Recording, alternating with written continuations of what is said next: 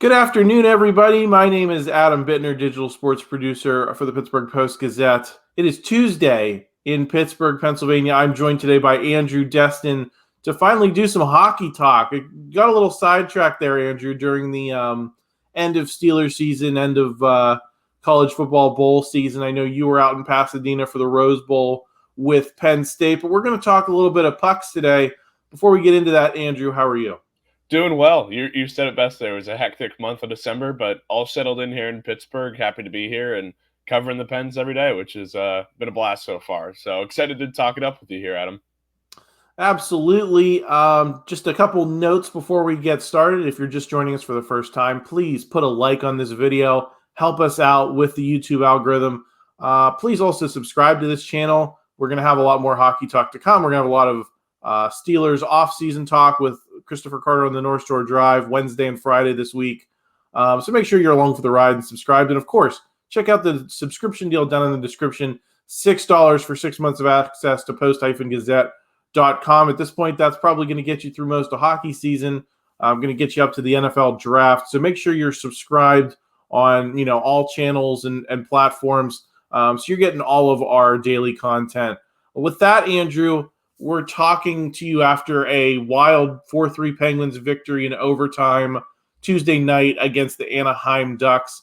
It was looking real bad there for a while until those last 24 seconds when Brian Rust scored to tie it, and then less than a minute into overtime, Jake Gensel gets a nice feed from Sidney Crosby after a nice save from Casey DeSmith to score the winner. What was the mood of the team after that win? Obviously, you have the high of winning and snapping a small losing streak, but you also have the downer of you gave up 2 straight goals to fall behind late in the third period. What was your sense of how the team was feeling about that game? Yeah, I think you alluded to it perfectly there, Adam. The word I would use is relief. And I think this team recognized how important it was to get a win on home ice and to not just get 1 point, but to get 2. I mean, Brian Rust's goal was important for forcing it to overtime, but you mentioned the save there from Casey DeSmith. That was a 2-on-0 opportunity for the Ducks. They easily could have put one in the back of the net, but maybe got a little bit too fancy with some extra passing that did them in there.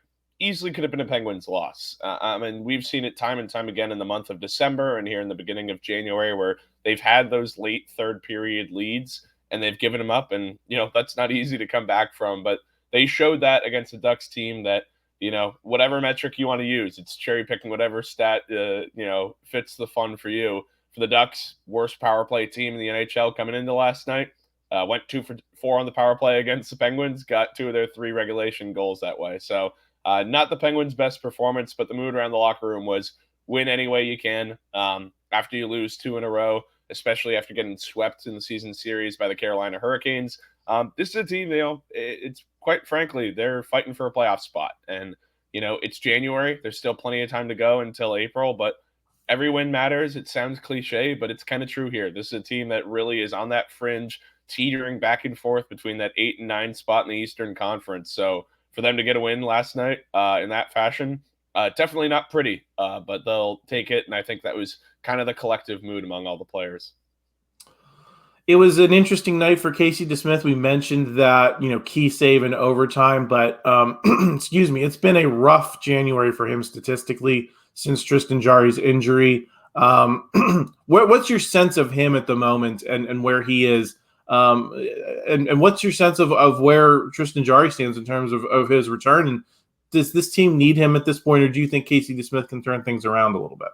Yeah, it's really hard to put it on Casey DeSmith to be your number one goalie. I mean, I think Jarry is closer to coming back than we would have said if maybe you'd asked me a week ago. He's getting closer, I think. Took some pucks on net pre-skate before the morning skate yesterday. So, that from his teammates. So that's a sign of positivity if you're a Penguins fan. But with Casey DeSmith, I mean, I think it's really twofold. Both goalies, and that's not to, put blame on Casey DeSmith, but both him and Tristan Jarry, it's been pretty well documented this year that those high quality, high danger scoring chances from the high slot, mid slot, wherever it may be on the ice, they're not the elite at the NHL level in that regard. You need the help from the defensemen. And the Penguins defensemen, it's pretty well documented. They've been banged up this year. No Chris Letang for an extended period of time, first with the stroke, then with the lower body injury, and of course, going up to Montreal to be with his family after his father passed. But Jeff Petrie is still on long-term injured reserve. Marcus Pettersson missed a couple of games with an illness. This is a team. Jan Ruda now missed the game against the Ducks. We'll see today at practice what his status is. But truly, I think it's a collective effort in all the wrong ways, is the way I would put it, is that you're asking Casey DeSmith to be somebody that he's not, which is not an elite NHL goalie when those high-scoring opportunities present themselves. And when you're down a few defensemen like the Penguins are, those chances become more prevalent. They're occurring more often than they were, let's say, beginning of December when the team was on that hot streak and you had more in the tank there in terms of defensemen. So, it's twofold. I think you can say that Casey, he's probably not a number one goalie in this league, and that's been shown through this month of January when he's been forced into that role, and with the defenseman not really giving him a ton of help there. It just makes for kind of a sour recipe if you're the Penguins defense. You mentioned Chris Letang. I know Mike Sullivan gave an update on him yesterday. What can you tell our viewers about, when we might be able to see him back in the lineup and helping that blue line? Yeah, that's one that's really a question for sure, because it sounds like he's going to be returning to the team here pretty soon. But as I mentioned earlier, the lower body injury for Chris Letang, he got that right before the Winter Classic. So I really don't know whether he has been. He has been rehabbing in some degree up in Montreal, but again, that's away from the team. That's in a much different capacity. So I imagine there might be some getting up to speed time. But as Penguins fans know, as when Chris Letang came back from his latest stroke, it doesn't take much for him to get back on the ice. So I would say similar to Jari, expecting sooner rather than later. Timetable on that, not entirely sure, but I wouldn't be surprised if we see Letang back in the lineup before the All-Star break. All right, well, thanks for that update, Andrew. I also want to talk a little bit about Sidney Crosby. He seemed to be in a little bit of a slump there for a couple of games, but obviously had the nice feed to Jake Gensel for the game winner last night. Where is Sid, and do you think that's the type of thing that might be able to get him going again? Because obviously we know that it's kind of essential for these top two lines to be working for the Penguins. Yeah, you said it best there. The top six really has to be firing on all cylinders. And I think it kind of goes both ways, right? With Crosby as well as with Jake Gensel. Gensel was in kind of a funk there for a long period of time. Looked like he might be getting out of it after he got 2 goals against Arizona, but then got cold again. The two of them looked excellent last night on that top line. So I think with Crosby, this juncture in his career, he's still elite, still very much a great facilitator, but it helps his case a lot to have Gensel operating well, because if Jake isn't able to be a consistent offensive threat, defenses are keying in a lot more on Crosby, and you can see that. It's no question. It's no surprise, right, that he's always going to attract attention. The defense is always going to gravitate toward him when he has the puck. But to take a little bit of pressure off him, if Gensel can do that, then it works both ways. And I think that was definitely a good sign if you're in favor of that first line, the way that they were able to perform last night. And I think with Crosby, he had a goal a few games ago, had an assist, I believe it was the one before that. So it hasn't been as rosy, as some of his better stretches in his career and better stretches earlier in the season. But I think this one is certainly a matter of the two of those guys operating well together, because if one's off, it usually means that the other one is going to see their performance dip as well. So Gensel getting back off the snide is pretty important for the Crosby case. Last night, Jonathan Gruden, who we're calling him Jonathan to distinguish him from the former Raiders coach. In favor, we're not calling him John Gruden just yet, but he made his NHL debut for the Penguins. What did you think of how he played, and does he have a potential ability to earn a role on this team, or is this just a short-term kind of mixing things up type of move from Mike Sullivan, just to kind of see what sticks on those lower lines? Yeah, I think this is a legitimate move. It's an interesting one because last night I would love to tell you that, I could give you a great assessment of how he played, but he only had 7 minutes of ice time, which was significantly less than any of his other forwards. And Mike Sullivan talked about that afterward, that with the nature of the game, with how close it was, and that they really wanted points, couldn't really, validate, putting Gruden out there for 12, 13, 14 minutes of ice time, something like that. So we only got a small sample size of him on the ice, but for the most part, showed some positive things. He talked afterward about how with him, he's just trying to play his game, which, hockey talk, but with him, I mean, brings that athleticism, brings that speed. It's a different player from Drew O'Connor, but kind of a similar mold that, very much an aggressive offensive player. The key for him will be, does he have the fitness? Does he have the build to be a productive contributor on the defensive end, which is kind of key for that fourth line, right? So, I think it's an interesting move, really, because his introduction into the lineup, it brought Bluger up to the third line, moved Jeff Carter over to the right wing because Carter has proven relatively ineffective as of late at the center spot. So I think this isn't just a 1 or 2 game off. I think this is something where Mike Sullivan's looking for answers on that bottom six. The top six, aside from maybe flipping a Raquel and a Rust, that's set in stone. It's just a matter of what can you do to generate offense of any kind from that bottom six. And this is a move that, if things work out, I mean, we've seen with Drew O'Connor that he's provided a little bit of a spark on offense. He's finding himself in the lineup night in and night out. So if Gruden can do the same, got to believe that that'll be the same for him too. I know Matt Venzel, your fellow Penguins beat reporter, wrote this week about, questions for the second half of the season. And one of them was, what other moves can they make on this bottom six? What other names can we see possibly from Wilkes-Barre, Scranton, and within the organization to maybe shake things up a little bit? What 2 moves are you maybe looking at in the second half that could, I think when people hear the word moves, they think, making a trade. I think we know with the salary cap situation, that might be difficult for GM Ron Hextall. But in terms of what's in-house now, either at the NHL level or at the AHL level, what are a couple things you think we might see, in the next, maybe let's say, month or so? Yeah, I don't know if it's one that we'll necessarily maybe see, but kind of talked about it there with Jeff Carter. I mean, I think it's shown that in this year, relative to last, the contributions they were getting from him, I think if Ron Hextall was able to, would definitely like to move Carter just from a salary cap standpoint, as well as from a production standpoint. It would definitely alleviate things from Penguins' perspective of creating space, because there's the reality that when Jeff Petrie comes off long-term injured reserve, when Chris Letang returns to the team, they might be in a financial spot where Ty Smith can't stay on the roster. That's just a reality, and he's proven since coming up from Wilkes that, he's one of the better defensemen in the organization. He proved that for 2 years with New Jersey, that he was an offensive-minded guy. They've got him quarterbacking the top power play unit. So if there's any way you can move Carter, certainly easier said than done. That's a move that immediately comes to mind for me.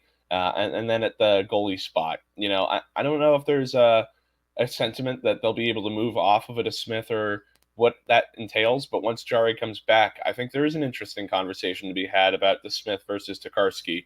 I got to believe Sullivan's going to go in the direction of keeping the Smith just because he is that guy who's been here for 4 or 5 years, and Tokarski is that journeyman netminder. But it remains to be seen. I think that's certainly an interesting point. Is when Jari comes back, how do they elect to go in that direction? Because you know what you're getting with Jari in theory, just based off what he's done this season and his track record. But the backup goalie, as you and I know, Adam, quite important down these stretch drives, and especially when the Penguins have the kind of travel that they've got coming up with after the All-Star break, going out to the West Coast. And it's going to be a grind the next month or two. And I think that spot's an important one as well. Well, I mean, this team learned that lesson the hard way in the playoffs last season when they lost to Smith as well, and you were down to your third string goalie. So I think that's definitely an interesting question of what they can do there. You mentioned Jeff Carter. I think part of the reason many Penguins fans are a little upset about the situation isn't just that he's on the team, but that the team protected him in that Seattle expansion draft a couple of years ago instead of Jared McCann, who's now on, I think, at least a 40-goal pace and might be pushing a 50-goal pace for the Kraken. How bad is that move looking with each passing day to protect Jeff Carter and let Jared McCann go to Seattle? Yeah, I don't know if there's an adjective I can use to adequately describe that one. Not the best of moves from Ron Hextall. That's certainly proven to be the case. And hey, I mean, hindsight is 2020, but I think there are legitimate conversations that were being had then, different, legitimate reports that were being put out of, hey, this is a 36, 37-year-old center who's at the tail end of his career versus a young rising talent.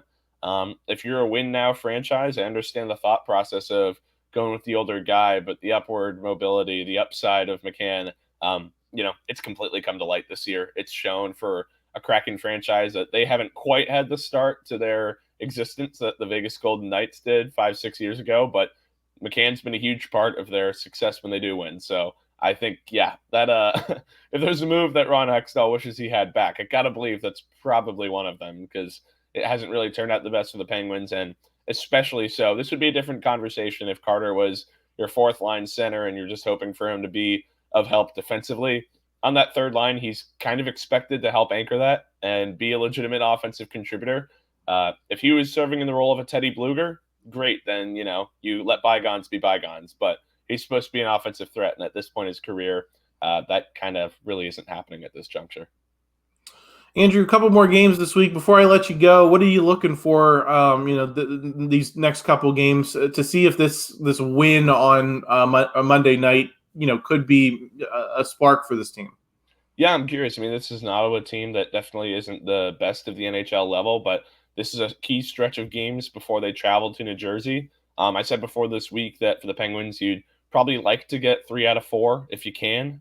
You're kind of assuming that New Jersey game is a loss. So if they could swing both against Ottawa, that'd be huge. Otherwise, you're putting yourself in a position where you need to beat New Jersey at their place at 2:00 after traveling on Saturday the night before. So that's certainly a recipe for, laying an egg, at least in my mind. But I'm looking for this team is, one, how do they approach the netminder situation after Smith got the start Monday night? Now you have a game on Wednesday, a game on Friday. Is DeSmith in net both nights? Do they alternate with Tokarski? Does Tokarski get both games and then DeSmith gets Sunday? I'm really interested to see how Mike Sullivan approaches that, because I don't think there is a dilemma right now of, I think it's pretty abundantly clear that DeSmith is the number one goalie at this point with Tokarski behind him. But what if controversy starts up? What if Destin performs well in net and can start up a little convo there? He didn't fare as well in his first start as he did when coming in relief of DeSmith, but that was a game where he came in and helped the Penguins get a win over Vancouver. So I think everything's on the table. This is an Ottawa team that is very capable of the Penguins beating twice. It certainly doesn't work out as well for them that they have to start with the travel and then return to Pittsburgh and then travel out to New Jersey. But it's a stretch where you kind of need to get 4 points, maybe 3 over the next 2 games before you head out to New Jersey. And I think the team's capable of it. It's just a matter of, can they do enough in net to help out that offense that really is so dependent on that top 6? Exactly. All right. Well, Andrew, thank you so much for your time. Thanks for the finally getting some hockey talk back on the YouTube channel. It was great to chop it up a little bit. So, safe travels this week if you're going anywhere, and we'll talk to you again soon. Sounds great. Thanks for having me, Adam. Thank you for checking out this content from Post-Gazette Sports. If you liked the video, please like it and subscribe to our YouTube channel. If you enjoyed it on Apple Podcasts, please rate us 5 stars on Apple Podcasts. For 6 months of digital access to post-gazette.com for just $6, click the link down in the description.